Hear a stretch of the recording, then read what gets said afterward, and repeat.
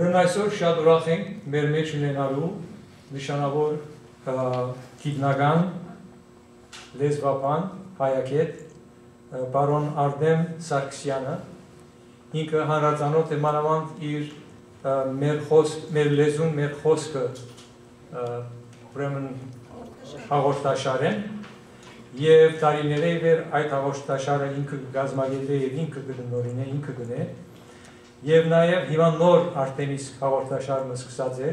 որը կոչվի մեր տարը, եթե չեմ սխալվի։ Այո, տարը։ Ուրեմն պարոն Սարգսյան ծնած է Կանցակ քաղաքի մեջ եւ ստացած է իր դոկտորականը 1987-ին արևելահայ եւ արևմտահայ գրական լեզուներու զուգակցական քննություն անենախոսությամբ վերնակրով։ Անիկա պաշտոնավարած է Գիբրոսի Մելքոնյան գրթական հաստատության մեջ իբրև հայագիտության առարկաներու պատասխանատու 1972-ին մինչև 82 10 տարի եւ 1982-ին մինչև 92 թվականներուն անիկա լեզվի ուրեմն Հայաստանի Հանրապետության Գիտության ազգային ակադեմիայի լեզվի հաստատության դերմինաբանության եւ խոսքի մշակույթի բաժնի վարիչ եղած է 93-96 ան գործողված է Երուսաղեմ, ուր պաշտոնավարած է ժառանգավորած վարժարաններս, նախ իբրև փոխտեսուչ եւ ավա տեսուչ։ 1995-ին նշանակված է լեզվի pedagogan դեսչության լեզվաբանության վարչության պետ եւ ընդրված է հայերենի պարսակույն խորհրդի փոխնախագահ։ 1978-ին մինչև այսօր անգվար է մեր լեզուն, մեր խոսքը, որուն համար արժանացած է pedagogan մրցանակի։ Անհեղինակն է 12 մենակրության, շարքը շուրջ 100 գիտական հրատարակություններու, ինչպես նաև 7 հատորյա արևմտահայերենի պարարան եւ գրապարի լիագադար պարարան հատորներում։ Դարիներ շարունակ անդասավանդած է Հայաստանի Հանրապետության բուհերեններ եւ մինչեւ այժմ։ Պարոն Սարգսյան արժանացած է Մովսես Խորենացի եւ Խորենացի շքանշանին հայրենիքին մատուցած ծառայություններուն համար եւ շարք ուրիշ առաջին գարկի շքանշաններու։ 2002 թվականին ան Հայաստանի Հանրապետության Գիտության ազգային ակադեմիայի թղթակից անդամ ընտրված է եւ նաեւ շարք ուրիշ գաճարներու իսկական անդամ եւ թղթակից անդամ է։ Պարոն Սարգսյան, բավարար։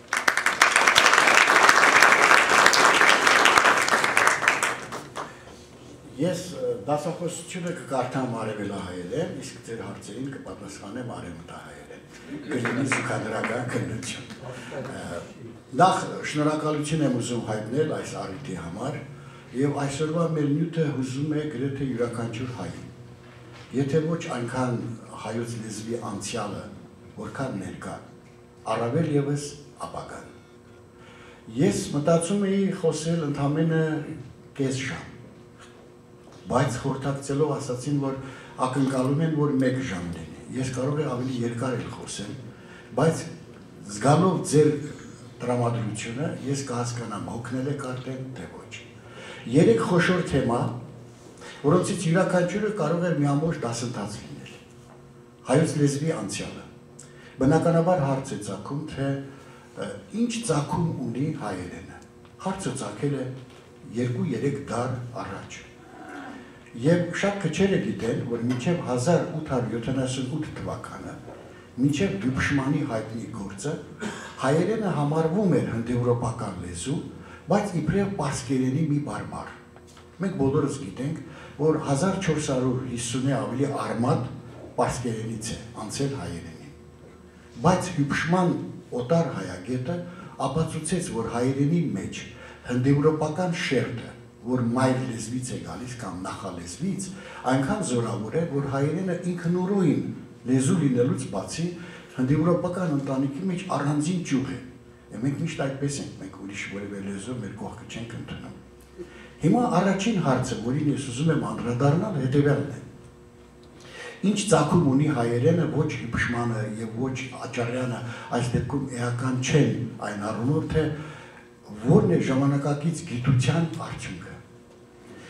Մենք մեծ լեզվաբան ենք ունեցել, ես գտնում եմ, որ դեռ պետք է ապագայում գնահատենք իրեն, ակադեմիկոս Ղափանցյանը։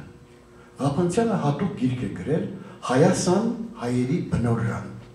Եվ նա գտնում է, որ մենք հնդեվրոպական չենք, մենք ազիանիկ ենք, որովհետև եթե հնդեվրոպական ես ասում, նշանակում է այն ժամանակվա հնդեվրոպաբանությունը գտնում էր, որ նախահայրենիքը եղել է Բալթիկ ծովի ափին, հետո գտնում էին, որ Ատտիկայից մի քիչ վերև էր, նշանակում է մենք եկվոր ենք։ Եվ եթե մենք եկվոր ենք, այդ նշանակում է մեր դրացիների համար, մենք ուղղակի առիթ ենք տալիս, ասելով, որ դե իրենք էլ դրանից մի 1000 տարի հետո են էլի եկել։ Դուք էլ եք եկվոր, մենք էլ ենք եկվոր։ Ըստ Ղափանցյանի մենք տեղաբնիկ ենք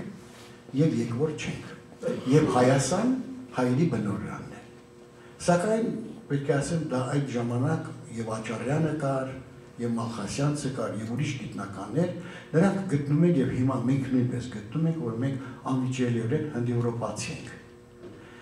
Ղափանցյանը կատակով էր, ասում էր հայ լեզվաբանները սովորաբար գյուղերից եկած տղաներ են։ Նրանք ուզում են, որպեսզի շատ զարգացած լինեն, Եվրոպայից եկած լինեն։ Նրանք մոռանում են, որ տեղացիներ կարող են այդ մակարդակը ունենալ։ Հետո մենք մի հատկանիշ ունենք, որ միշտ սպասում ենք, որ օտար գիտնականը մի բան ասի, եւ մենք կրկնենք։ Երբ Ջահոկյանը կամ Աղայանը ասեր, որ մենք տեղաբնիկ ենք եւ հնդեվրոպացի, գուցե շատերը չընդունեին։ Բայց ահա երկու գիտնական ոչ հայ, Վյաչեսլավ Վսևոլդովիչ Իվանովը եւ Գաբրիելիցեն գտան, որ հնդեվրոպական հիմքը, հնդեվրոպական հայրենիքը գտնվում է հենց պատմական Հայաստանում։ Եվ հայերը մի տեղից միշտ տեղափոխվելու խնդիր չունեն։ Թեև իմ կարծիքով այդ տեղափոխությունը դարձյալ պատմական հայկական տարածքում է եղել, եթե չմոռանանք Հայկի եւ Բելի վեճը եւ Հայկը առավ իր Գերդաստան եւ հարցացավ մի քիչ վերև։ Ըստ էության երկրից, այսինքն արևմտյան Հայաստանից, մասամբ եկավ դեպի արևելյան Հայաստանը, բայց դա թողնենք, առասպելը գանք իրականության։ Հայոց լեզվի ծագման տեսությունների մեջ հիմա սկսում է գերիխել մի մոտեցում, որ ճիշտ է, լինելով հնդեվրոպացի, մենք այնքան ենք խաչավորվել տեղաբնիկ լեզուների հետ, խեթերեն, ուրարտերեն, ակադերեն, էլամերեն եւ այլ, որ շատ դժվար է հիմա բարձել նախասկզբի կամ ինչպես հնդեվրոպական լեզվաբանության մեջ են ասում, սուբստրատի նստվածքային շերտի իրավիճակը։ Թեև անմիջապես պետք է ասեմ, որ ժամանակակից լեզվաբանությունը օգտվելով համակարգչային հզոր միջոցներից ոչ թե արդեն 5000, 10000 արմատի հետ գործ ունի, այլ 5-6 միլիոն միավորի եւ կարողանում է նախաբնիկ վիճակը ավելի հստակ պատկերացնել։ Հայասեր մեծ լեզվաբան է եղել Անտուան Մեյեն, որ ասել է հնդեվրոպական այդ բոլոր վերծանությունները կամ վերականգնումները պատահական չեն, բայց արհեստական են։ Պարզապես մաթեմատիկական միջոցներ են ինչ-ինչ հարցեր լուծելու համար։ Ես ուզում եմ առաջին հարցը բարձրաձայնել եւ մտածենք այդ մասին։ Հրեաները գտնում են, որ իրենք 8000 տարի գոյություն ունեն, իրենց ժամանակացույցը այդ է ասում 7900 քանի թվական։ Մեր նորագույն ճակերտավոր հետազոտություններ գտնում են, որ հայերենը գոյություն ունի Քրիստոսից առաջ 4000 տարի, եթե վերցնենք գումարենք 2000-ը 6000 տարի։ Բնական հարց է առաջանում, իսկ նախորդ 2000 տարին մենք ինչ էինք։ Ժամանակակից հնդեվրոպաբանությունը շատ ավելի առաջ է քայլել, քան այն հնդեվրոպաբանությունը, որ մեզ ծանոթ էր 19-րդ դարից։ Հիմա այդ նոստրատիվ լեզվաբանությունը, որ գնում է ավելի հին շրջան եւ վերականգնված ձևերի նոր վերականգնում է տալիս, իդեմը Իլիշ Սվիտիչի, Մակայևի եւ ուրիշների գտնում են, որ հայերենը շատ ավելի հին է եւ այստեղ հայերեն ասելով պետք է մի կարևոր հարց ես արձարծեմ։ Ինչ ենք մենք հասկանում լեզու ասելով եւ ինչ ենք հասկանում բարբար ասելով։ Հնդեվրոպական ընտանիքը, եթե պատկերացնենք նաեւ մեր ժամանակակից ձևով մի ընտանիք, որ տրոհվում է, միանգամից է տրոհվել, թե մաս-մաս եւ ինչ ժամանակներում։ Արդի գիտության համար հստակ է մի բան, որ հայերենը իր հիմքով հնդեվրոպական լինելով այնքան շերտեր ունի, որ պետք է նոր եւ ավելի խորը հետազոտություններ կատարել։ Հարց, որ ես իբրև երկրորդ հարցն եմ տալիս, ինչու հայերը, միայն հայերը իրենց հայ են անվանում, իսկ բոլոր մյուս լեզուները արմեն։ Հարցի պատասխանը ինձ թվում է Ղափանցյանի տեսության մեջ կա, քանի որ մենք իբրև տեղաբնիկ Հայասարի ներկայացուցիչներ, մենք միշտ մտածել ենք, որ մենք ենք իշխում, բայց հնդեվրոպացիները կամ այդ շերտը, կամ մեր ծագման նախասկզբի այդ շերտը կարծել է, որ մենք արմեն ենք։ Սակայն նորից եմ ասում, որ եթե մենք երբեմն 100 տարի առաջ եղած դեպքերը չենք պատկերացնում, ինչպես կարող ենք վերականգնել 8000 տարի առաջ եղած դեպքերը, թեև գիտությունը որոշակի հավանականությամբ այդ պարզում է։ Ամերիկացի նշանավոր լեզվաբան է եղել Սվոդեշ, որ պարզել է գիտական մի եղանակով, որ ինչպես են զարգանում լեզուները։ Չէ՞ որ բոլորիս հետաքրքրում է մի հարց, ինչու լեզուն փոխվում է։ Бірақ ինչու դասական, գեղեցիկ գրաբարը մեռավ պայմանական, որովհետև իր բառագանձը տրվեց մեզ, շատ բան մենք ունենք գրաբարից եկած, բայց այլևս գրաբար չենք խոսում։ Բանն այն է, որ ինչպես ամեն մի կենդանի արարած, այնպես է լեզուն ժամանակի ընթացքում որոշակի փոփոխությունների է ենթարկվում։ Եվ այդ փոփոխությունները դարերի ընթացքում հասնում են մի վիճակի, որ լեզուն փոխում է իր ձևը։ Եվ ըստ Սվոդեշի 500 տարվա մեջ 15-ից 20% լեզվի մեջ հիմնական փոփոխություններ են կատարվում։ Այդ նշանակում է 1000-ից 1500 տարվա մեջ լեզուն իր որակը փոխում է։ Եվ եթե նկատի ունենանք, որ ըստ ակադեմիկոս Ջահուկյանի նախագրային հայերենը Մաշտոցից 1000 տարի առաջ արդեն իր հիմնական գծերով ձևավորված էր, այդ մասին կարելի է կարդալ Ջահուկյանի հսկահատորում, դա մի կոթողային աշխատանք է, որը լույս է տեսել 25 տարի առաջ, որպեսզի նորագույն մեթոդները կիրառենք հայերենի նյութի նկատմամբ, ստեղծվեց մի խումբ, որ պետք է նորովի շարադրի հայոց լեզվի պատմությունը, ոչ այն, ինչ որ մեզ հայտնի է Աճարյանից, նախորդ լեզվաբաններից։ Եվ որոշվել էր, որ 4 հատոր պետք է լինի։ Առաջին հատորը նախագրային հայերեն։ Երբ ես այդ նիստին ներկա էի, մտածում էի, թե ինչ կարելի է գրել նախագրային հայերենի համար։ 1000 էջից ավելի մեծ հատոր է, որը ներկայացնում է բոլոր իմ թվարկած մեռած եւ անհայտ լեզուների ու հայերենի շփումները։ Առաջին հատորը նախագրային հայերեն, օրինակ Ջահուկյան տպագրված է։ Երկրորդ հատորը պետք է նվիրվեր գրաբարին, չի տպագրվել։ Երրորդ հատորը միջին հայերենին, որ հայտնի պատճառներով չէր կարող տպագրվել, որովհետև առ այսօր հանգամանալից քննության չի ենթարկվել։ Չորրորդ հատորի այդ հեղինակային խմբի մեջ հեղինակը ես էի, որ պետք է գրեի արևելահայերենի եւ արևմտահայերենի պատմությունը, արևմտահայերենի զարգացումը, ներկա վիճակը մեր լեզվի, քանի որ նախորդ հատորները լույս չտեսան, իմ գործն էլ մնաց կիսատ։ Բայց այս 25 տարվա մեջ գիտությունը այնքան է առաջացել, որ եթե հանկարծ հիմա ասեմ տպագրեք, ես նորից պետք է նստեմ եւ գրեմ։ Եթե հիմա նախագրային հայերենի մասին ամփոփենք, ասենք Ջահուկյանը 3 շրջան է ընդունում նախագրային հայերենի։ Մեկը հնդեվրոպական հիմքի տրոհում, որը ես արդեն ասացի, դա 6000 տարի առաջ քան Քրիստոսը,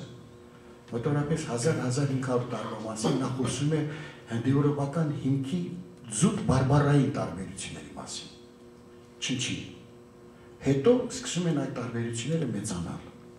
մեր դրացիների հետ։ Դրացի ասելով նկատի չունեմ վրացիներին, որովհետև նրանք իբերո-կովկասյան ընտանիքին են պատկանում։ Բայց մենք հայերենը գիտենք իբրև Մաշտոցից հետո եղած վիճակ։ Եվ ահա բուն գրաբարը, որ նշանակում է գրքի լեզու, ձևավորվում է գրերի գյուտից հետո։ Գրաբարի մասին այնքան շատ աշխատանքներ կան, Վենետիկի միաբաններից սկսած մինչև Վիեննայի միաբանություն, մինչև մեր գիտությունների ակադեմիան, հարյուրավոր գրքեր են լույս տեսել։ Ձեր խոնարհ ծառան ուսումնասիրել է գրաբարը մեկ այլ առումով։ Գրաբարը իբրև տիպ, լեզվատիպ, տիպաբանություն, այստեղ ասվեց հայկական գենոտիպը։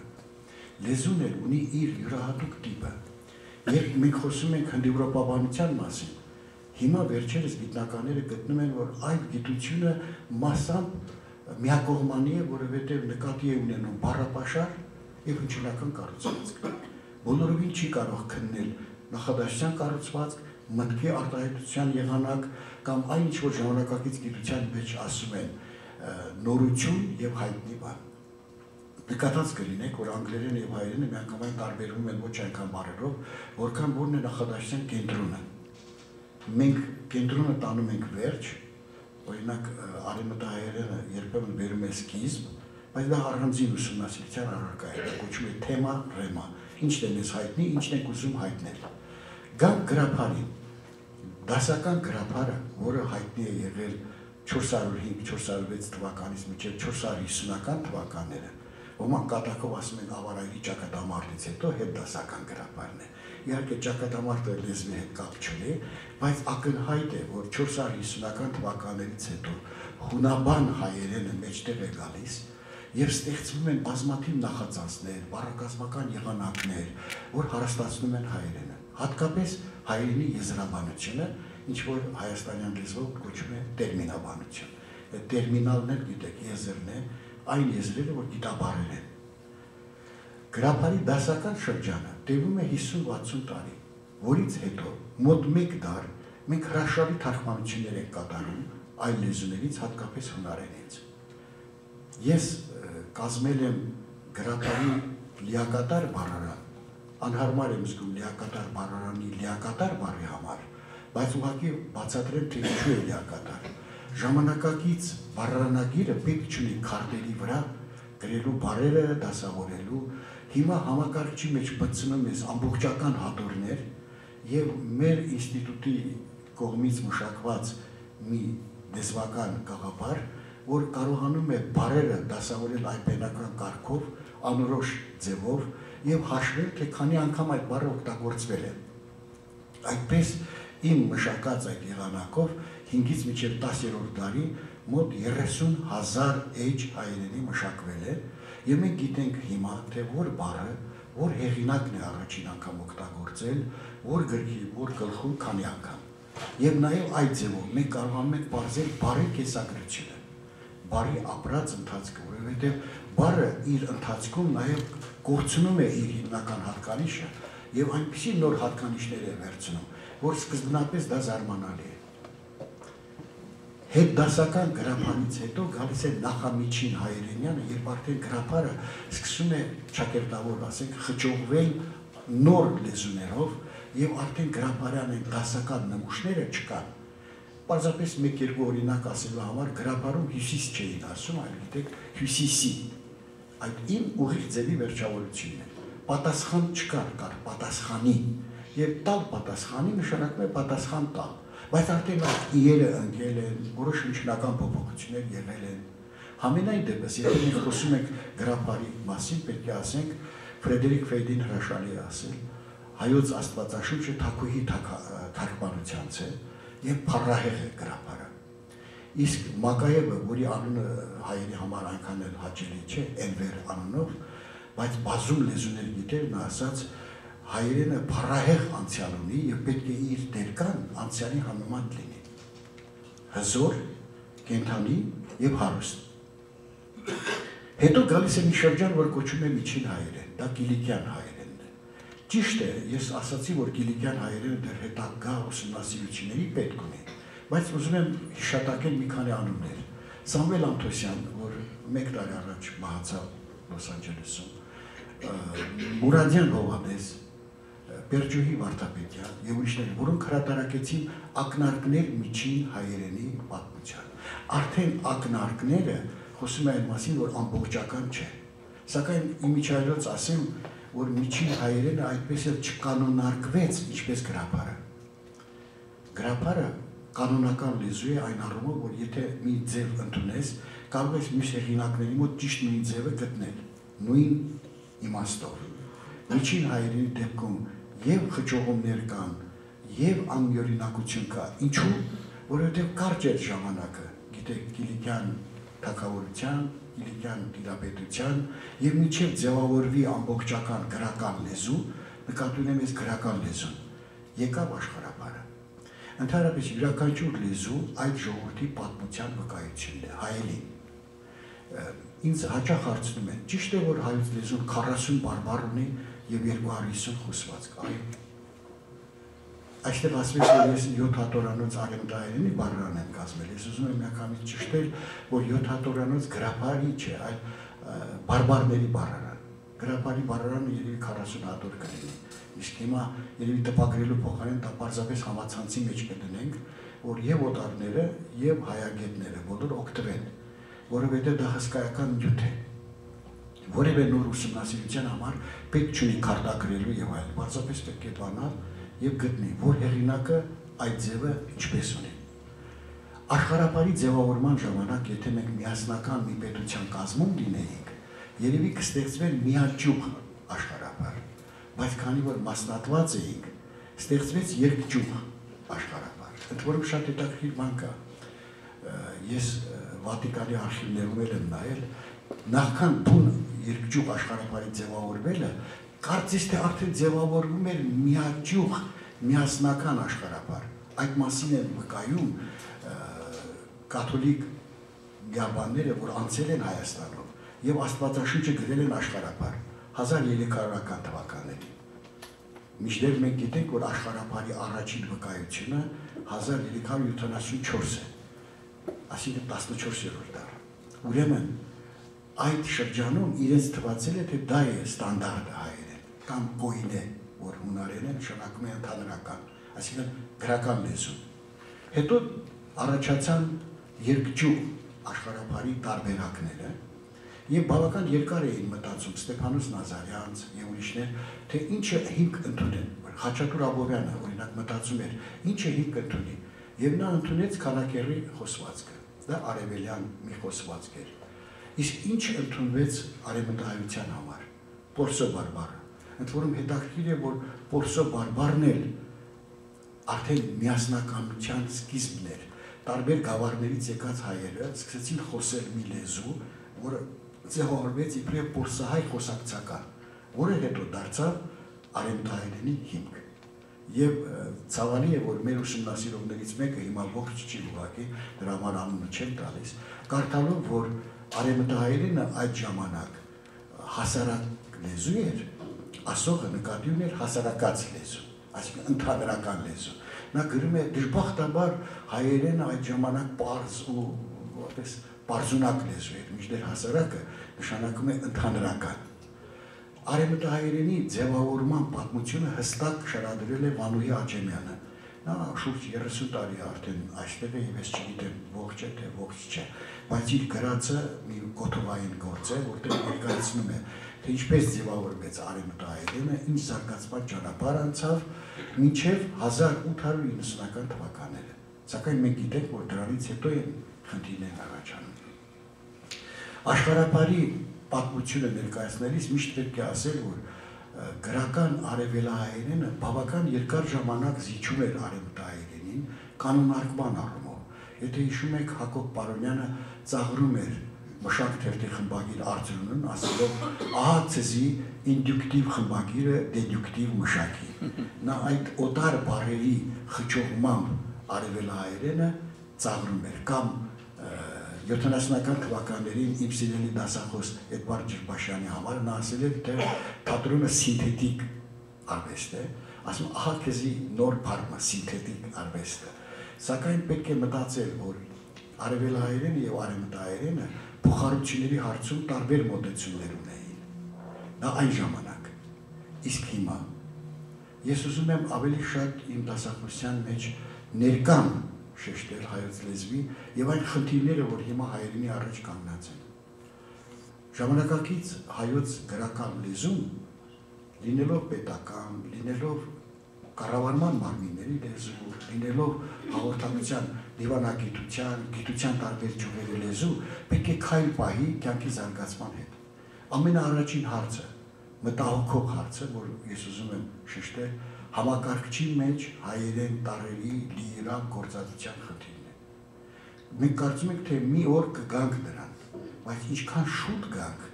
այնքան ավելի ավերը կվերացնենք, որովհետև այն երիտասարդությունը Հայաստանում եւ դրսում, որ մեսրոպյան տառերի փոխարեն օգտագործում է լատինատառը, հետո որ անցնում է հայերենի, նա կարծում է, թե հենց դա է եւ սկսում է սխալներ անել, որ գալիս է հենց հայերենի ամբողջական համակարգը չընկալելուց։ Այսօր ժամանակակից հայոց լեզվի արևելահայերենի համար կա հետեւյալ 3 հիմնական հարց։ Առաջին, Ես գտնում եմ, որ պետք է ստեղծվի մի մարմին, որ կոչվի հայրենի բարձրագույն խորհուրդ։ Հայրենի բարձրագույն խորհուրդը պետք է լինի համահայկական։ Այդ խորհրդի անդամ պետք է լինեն եւ Սփյուռքի, եւ Հայաստանի մասնակիցները, եւ ոչ միայն զբաղաններ, այլև նրանք, որոնք գիտության տարբեր ճյուղերի ներկայացուցիչներ են, եւ նրանք պետք է մշակեն ու այդ խորհուրդը պետք է ընդունի եզրեր, որոնք պետք է լինեն ոչ միայն օրինակելի, այլև պարտադիր բոլոր մարմինների համար։ Հայերենի բարձրագույն խորհուրդը, որ կարճ մի ժամանակ ապրեց, հետո չկա, պետք է օգնի լեզվի պետական տեսչությանը, որ նա իր առաքելությունը ավելի լրիվ կատարի, որովհետև լեզվի պետական տեսչությունը գործադիր մարմին է, իր օրենսդիր մարմինը դեռ տասնամյակներ առաջ եղել է տերմինաբանական կոմիտեն, որ հիմա չի գործում։ Հայերենի բարձրագույն խորհուրդը ունի հսկայական առաքելություն միասնական ճիգերով մշակելու հայոց լեզուն։ Երկրորդ կարևոր խնդիրը, որը արդեն միայն համակարգչի մեջ հայերենի մուտքագրումը չէ։ Երկրորդ կարևոր խնդիրը այն է, որ այսօր մենք տարբեր գիտությունների գծով պետք է ունենանք շտեմարաններ, որտեղ բոլոր եզրերը լինեն։ Եվ որևէ նոր գիտնական, երբ մտնում է այդ ոլորտ, իմանա թե ինչ բարեր արդեն հայերեն ստեղծված են, որովհետև արևմտահայերենը ունի բազում սքանչելի ձևեր եւ հայ արևելյան գիտնականը Երևանում նորից սկսում է մտածել, ինչպես ասի։ Ասենք երբեմն անգամ աղավաղում է լեզուն։ Գիտեք, ծանրամարտի աստիճաններ կան, թեթև քաշ, թեթևագույն քաշ եւ կա ամենաթեթևագույն քաշ, որը հայերենի կանոնով հիմարություն է, որովհետեւ ամենան եւ գույնը արդեն նույն բանն են։ Իսկ արևմտահայերենը այդ քաշի համար ունի փետուր քաշ, որը նաև ֆրանսերենի ազդեցությունն է եւ հրաշալի է։ Արդեն դու պատկերացնում ես, որ դրանից ավելի թեթև քաշ չի կարող լինել։ Պարզ մի օրինակով ուզում եմ ասել, որ շատ ժամանակ չտրամադրեմ դրան, որ շատ բան կա անելու եւ այդ դեպքում մենք պիտի արևմտահայերենը միշտ իմդի ունենանք։ Մեր օգնող եւ եթե իրոք երկու ճյուղ է, ապա պետք է այդ երկու ճյուղերը հավասարապես գոյատևեն։ Երրորդ կարևորագույն խնդիրը դասագրքեր, ձեռնարկներ, բառարաններ, մեր բառարանները հնացած են։ Հնացած են ինչ առումով։ Նրանք ներկայացնում են հայոց լեզվի բառականցը 30 տարի առաջվա։ Որևէ զարգացած լեզու 2-3 տարին մեկ պարտադիր կերպով արձերն բառարան է լույս ընծայում։ Այնտեղ լինում են նորաբանությունները, այնտեղ լինում են այն ձևերը, որոնք իմաստային փոփոխություն են կրել։ Եթե այսօր դիտենք մեր երիտասարդության խոսքը, ամենածանր բանն այն է, որ հոմանիշներ գրեթե չկան։ Կարծես այդ հոմանիշների բառարանը այլևս գոյություն չունի։ Ես հայաստանյան լեզվով եմ մակարդակ ասում, ասենք մի գեղեցիկ շոր է տեսել եւ աղջիկն ասում է ցնդելու բան է, ուշ կգնաս, կգժվես եւ այլ։ Ուր են սքանչելին վեհը, հոյակապը, սազականը, բացեն Աշոտ Սուքիասյանի բառարանը, այդ բառարանն էլ է հնացել, նոր բառարաններ լինեն, որովհետեւ այդ տարբերակներով է, որ լեզուն հարստանում է։ Ուրիշ կարևոր խնդիր պետք է հայրենի բարձրագույն խորհրդի որոշումները օրենքի ուժ ստացած պարտադիր լինեն բոլորի համար։ Դա եւ մանկավարժների, դպրոցների եւ ռադիո հեռուստատեսչի։ Գաղտնիք չէ, որ այսօր զանգվածային լրատվամիջոցները խճողում են հայերենը եւ առաջին հերթին իրենք։ Եվ ես ուրախությամբ ճակերտավոր պետք է ասեմ, ես հետևում եմ ֆրանսերենի, իտալերենի մասին եղած խոսքերին եւ նրանք նույնպես զայրանում են, որ ուր է հասել ֆրանսերենը։ Ուսումնասիրություն են կատարել 25,000 նախադասության մեջ, ընդամենը 8 նախադասություն է եղել բարդ ստորադասական։ Մնացածները շատ պարզ, սա ֆրանսերենի համար։ Իտալերենը ասում էր, մենք խճողված ենք այլ լեզուների ազդեցությամբ, բաց է ինչ լեզուների։ Իսկ մենք ինչ անենք, որ խճողված ենք ռուսերենով, անգլերենով, վատ իմացված, ֆրանսերենով եւ եթե այս բոլորը մի կողմ դնենք, պետք է ասենք հետեւյալը.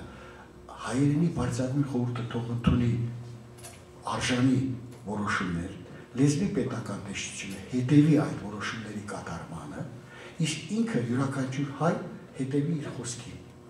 որովհետև դժբախտաբար մենք չենք կարողանում արտահայտել մեր միտքը ինչպես որ պետք է։ Դժբախտաբար եմ ասում, որովհետև եթե ես վարժ չեմ միկրոֆոնին, դրա համար այդ խոսափողին, ուզում եմ ասել հետևյալը, հայերենը փառահեղ անցյալ ունեցել է, բոլորս ենք ընդունում, ներկա ունի, որ մտահոգիչ է նաև այլ լեզուների համար, բայց ամենակարևորը հայերենի ապագայի համար ոչ ոք կասկած չունի։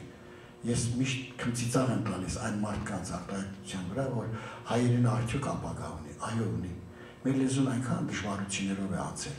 Եվ ես մի բնորոշում ունեմ, որ իմ այդ զուգադարական քննության մեջ գրել եմ։ Ասում եմ, արևմտահայերենը դարպասները փակել է անհարկի փոխառությունների առաջ։ Չի ուզում խճողել լեզուն։ Արևելահայերենը բացել է դարպասները անհարկի փոխառությունների առաջ, բայց նրանք մտնում են, բայց չեն մարսվում։ Մեկ է ժամանակի ընթացքում բանում ենք։ Ուղղակի հիմա կյանքը այնքան արագ է գնում, որ մենք լեզվաբաններս մեծ պարտականություն ունենք ոչ միայն հետևելու եւ արձանագրելու ինչ է կատարվում լեզվի մեջ, այլև մշակելու այն ուղին, որով պետք է զարգանա լեզուն։ Ճիշտ է, սա լեզվակառուցողական բան, այնպես չի, որ հավաքվենք եւ որոշենք, որ այս ճանապարհով պիտի գնանք։ Բայց ի վերջո ես հաճախ եմ լսում մարդկանց, որոնք ասում են պետք է ոչ մի օտար բառ չլինի հայերենում, եւ լսում եմ ուրիշ մարդկանց, որ ասում են ինչքան օտար բառ կա կարող ենք ընդունել։ Ես գտնում եմ ճիշտ է ոսկե միջինն է, խուսափել օտարաբանություններից, բայց ըստ հարկի օգտագործել։ Ասենք Հայաստանում միշտ ծաղրում են մեզ մակրամոլներից, ասելով որ դուք մակարոնիա ինչ եք ասում, երկարակլորախ մորացակ։ Դե գնա ու այդ մարդուն բացատրիր, որ մեկ օրինակը զավեշտական չի փոխում լուրջ մոտեցումը լեզվի նկատմամբ։ Ես կարծում եմ շատ երկար խոսեցի եւ կուզենայի, որ հարցումներ լինեին եւ ես պատասխանեի։ Իհարկե դա չի նշանակում, որ ես բոլոր հարցերի պատասխանները գիտեմ։ Ամենաճիշտ պատասխանն այն է, որ ես այդ հարցի պատասխանը չգիտեմ։ Այդ ժամանակ մարդը շատ է ուրախանում։ Ես ներկա եմ եղել Մոսկվայում մի դասախոսության, որը վարելու էր 40 տարի Դոստոևսկու կյանքն ու գործը ուսումնասիրող պրոֆեսոր։ Նա եկավ ամբիոն, ձեռքը տարավ գրպանը, որ հանի իր դասախոսության նյութը, չկար։ Ասաց կներեք, այսօր ես պատրաստ չեմ։ Ու գնաց։ Ու մենք այնքան սիրեցինք իրեն, որ ինքը հասկանում է, որ այդպես է։ Իսկ մենք դժբախտաբար մեր օրերում գիտենք մարդիկ, որ բոլոր հարցերի պատասխանը գիտեն։ Ասենք երբեմն լսում ես, որ ասում է, ես հիմա ձեզ կբացատրեմ, թե ինչի երջանկություն է։ Ասում ես, այ քեզ երջանիկ մարդիկ, գիտի ինչի երջանկություն է։ Սպասում եմ հարցերի։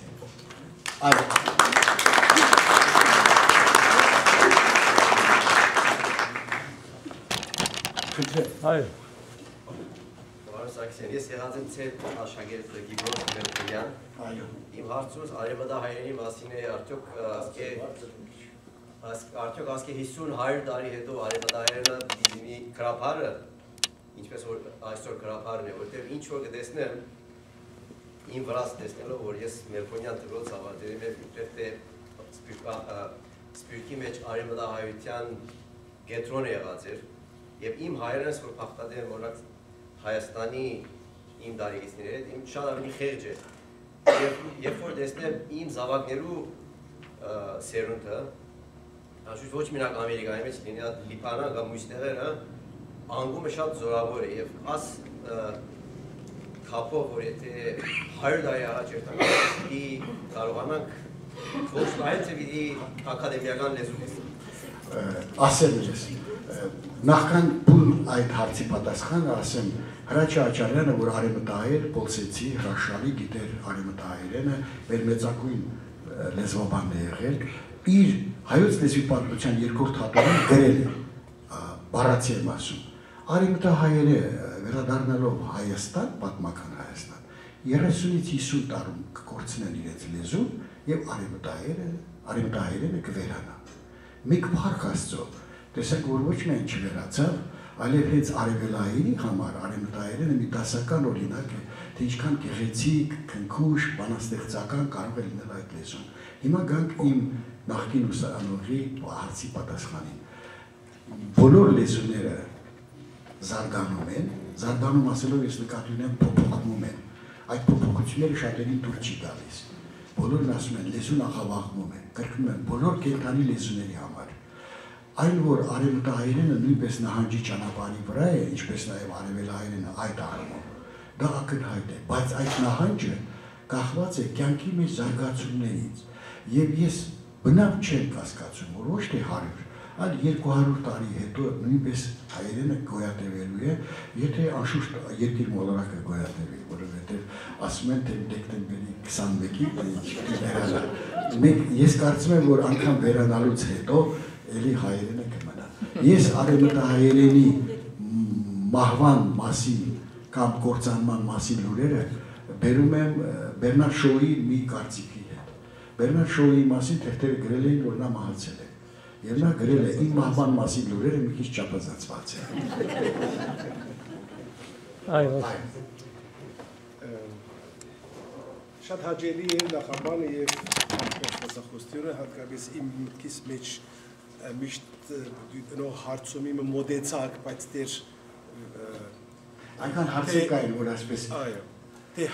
հայերենը կամ ասենք այսօրվա հայերեն կամ կրապարը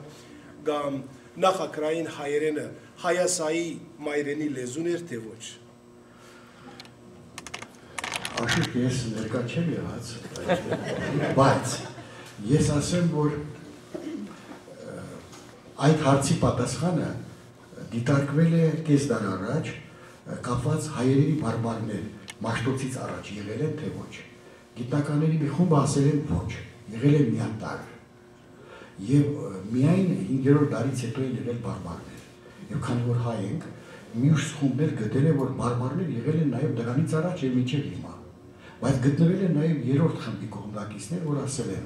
Մաշտոցից շատ առաջ բարբարներ եղել են, Տիգրան Մեծի ժամանակ դրանք վերացել են, հետո նորից են եղել։ Դե Շահնշահնուրի հայտնի խոսքը գիտեք, ասում է հայկական դրոշակ 3 գույն, ասում է միայն 3, բավարարվել են 3-ով։ Ես գտնում եմ, որ այն աստիճանի միատար, ինչպես հիմա ենք մենք ընդունում, չի եղել։ Որովհետև եղել են բարբարային, ոչ այսօրվա բարբարները նկատի ունեն։ Այս շփումներն այնքան թույլ են եղել, որ իսկ գիտեք, երբ է լեզուն տարբերակվում, երբ որ հաղորդակցումը քիչ է։ Հասարակ բան, երբ արևմտահայերը եկան Հայաստան 46-ին, ասենք Լորեցի Հրանտ Մաթեոսյանը իր բառաբաշարի մեջ օգտագործեց նորեն բառը, ինչ գեղեցիկ բառ է, չէ՞, բայց արևմտահայերեն է, արևելահայ նորից է ասում։ Ես գտնում եմ, որ ընդհանրական ինչ-որ մի վիճակ եղել է հասկացական, իրար հասկանալու, բայց կատարելապես միատար լեզու, այնատեն խուրիերեն, ուրարտերեն, ակադերեն եւ անգամ ասորերեն, գիտեք, մի շատ բառեր մեր ասորերեն են։ Այն միասնական լեզուն, որ այսօր մի շատ երջանիկ ժողովուրդները ունեն, չէ։ Որովհետև ապօրինի անգամ 5-րդ դարի վկայական կա, որ հայերեն բարբարներ են եղել, ասենք վասն խեցբեկագույն լեզվի, այսինքն այդ լեզուն այնքան կոշտ էր, ընդորում իմ ծննդավայրի լեզվի հետ էր կապված այն, որ ասել է դժվարամարս եւ խեցբեկագույն, իսկ դա մի օրից մյուսը չի լինում։ Տիգին, այո։ Այո։ Այո։ Շատ հաջանի եք լսել, ուրեմն իմ հարցումս, որ հայ լեզվի նահանջը նոր սերունդ բոլորովին անգլերեն խոսի, իսկ իմիգրանտ եկող սերունդները անպայման անգլերեն բառեր գխարդեն իրենց նախատեսություններում մեջ։ Անանք, որ դուք շատ հույսով եք, բայց ես բական աչափ հույսով նույնիսկ Հայաստանի մեջ կես անգլերեն, կես հայերեն Հայաստանի ժողովուրդն են ինձում խոսում։ Այո, ինչպես ասում են, օքեյ հարցը իմացա, եւ սո, պատասխանը։ Ես կարող եմ ասել հետեւյալը, որ Վանեցին ասում են ինչու դու Վանի բարբառը չես օգտագործում, ասում են որ չմաշվի։ Մենք ներքին մեր նստվածքով հայերենը պահպանելու ենք, անգամ օրինակ ես կարծում եմ Վիլյամ Սարոյանը ինչ ճիշտ է նկատել, որ ճիշտ է գրում է անգլերեն, բայց իր կերպարները հայ նկարագիր ունեն, հայերեն լեզվամտածողություն։ Ես հիմա շատ ավելի մտահոգ եմ, որ մենք կորցնում ենք հայերեն լեզվամտածողությունը, հնչերանգը,